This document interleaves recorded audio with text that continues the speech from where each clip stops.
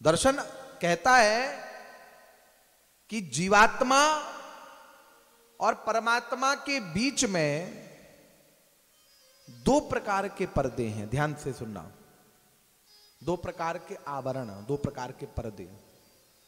एक वो पर्दा जिसे जीव ने डाल के रखा है, एक वो पर्दा जिसे ब्रह्म ने डाल के रखा है।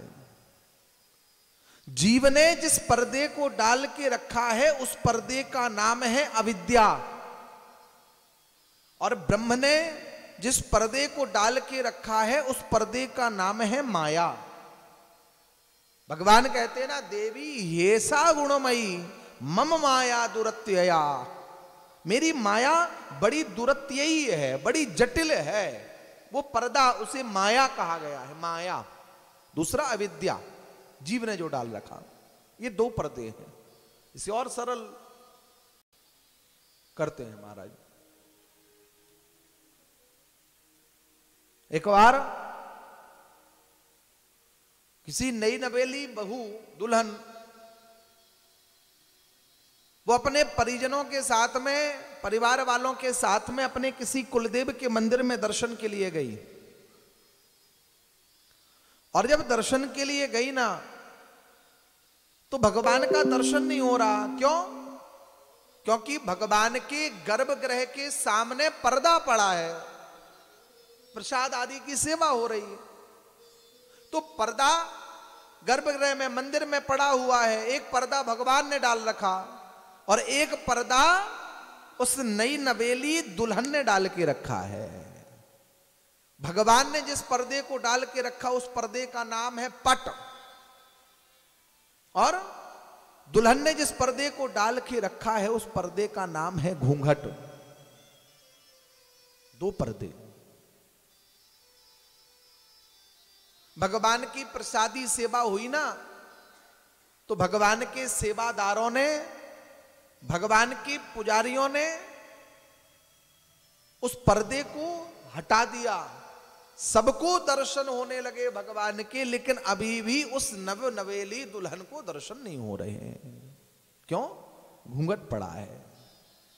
तो किसी ने कहा कि दर्शन करना है तो अपना घूंघट उठा दे और भगवान का दर्शन कर ले। घूंघट उठा नहीं सकती। क्यों? असमर्थ है। पहली समस्या कि बगल में सास भी खड़ी है, ससुर भी खड़े हैं, जेठ भी है, जेठानी है। सांसारिक संबंधों के दबाव में घूंघट उठाने में वो असमर्थ है। और दूसरी समस्या हाथों में मेहंदी लगी हुई है। वो मेहंदी अभी हरी है, ताजा है महाराज। वो चाह करके भी घूंघट उठा नहीं सकती। वो असमर्थ है घूंघट उठाने में। नव नवेली दुल्हन, तब वो क्या करती है? तब वो इंतजार करती है। किसका? अपने प्यारे प्रियतम पति का इंतजार करती है। और कुछ देर के बाद उसका जब प्यारा प्रियतम पति आता है और अपनी पत्नी की मनोदशा को देख करके समझ जाता है, तो एक तरफ ले जा करके घूंघट को उठा देता और उसे भगवान का दर्शन करा देता है। वो दुल्हन कोई और नहीं, जीव ही वो दुल्हन है। दो प्रकार के पर्दे, एक भगवान ने डाल रखा, एक जीव रूपी दुल्हन ने डाल के रखा है।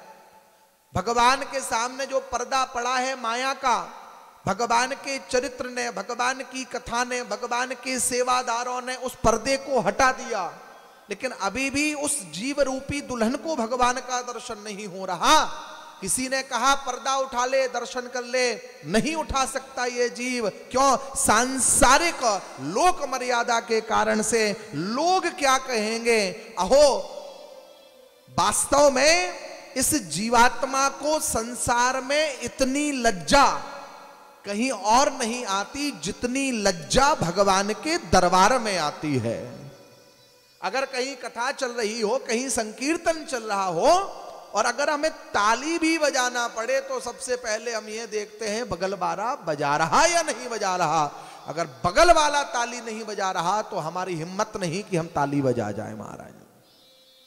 इतनी शर्म, इतनी लज्जा, ये अविद्या रूपी पर्दा महाराज।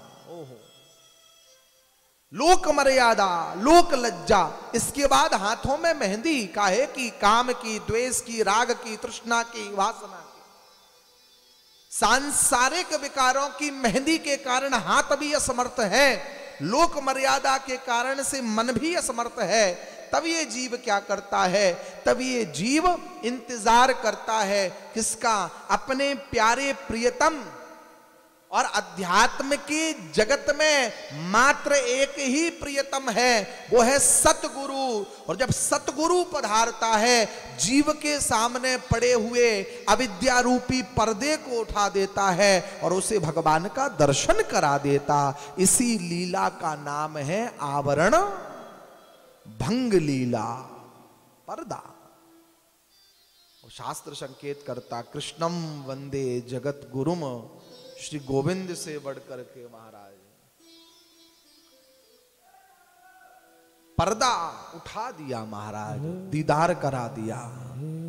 कोई भगत तो कहता, महाराज अब न कर पर्दा कि हमने पर्दा नशी देख लिया, तुझको दर पर्दा कि हमने माहे जमी देख लिया। तेरे दीदार की थी दिल में कुछ तमन्ना ऐसी, जहां तू जाके छुपा हमने वहीं देख लिया। जहां तू जाके छुपा, जहां तू जाके छुपा, वहां हम